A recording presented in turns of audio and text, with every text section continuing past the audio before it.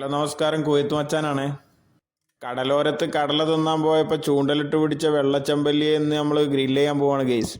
ചെമ്പകപ്പൂവിൻ്റെ സുഗന്ധമുള്ള വെള്ളച്ചെമ്പല്ലിയെ പാത്രത്തിലേക്കിട്ട് അതിൻ്റെ മുള്ളും ചിറകും വാലും എല്ലാം കത്രിക ഉപയോഗിച്ച് കട്ട് ചെയ്ത് മാറ്റണം. അല്ല മൂർച്ചല്ല കത്രിക എടുത്തിട്ട് തെങ്ങായി, അല്ലെങ്കിൽ കത്രിക പൊട്ടിപ്പോവും.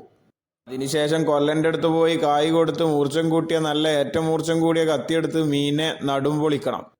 മാങ്ങയൊക്കെ ചെത്തുന്നവൾക്ക് വളരെ സിമ്പിളായിരിക്കും കേട്ടോ ഈ മീനിൻ്റെ നടും പൊളിക്കൽ. മീൻ കട്ട് ചെയ്ത് വൃത്തിയാക്കിയതിന് ശേഷം മീനിലേക്കുള്ള മസാല നമുക്ക് തയ്യാറാക്കാം.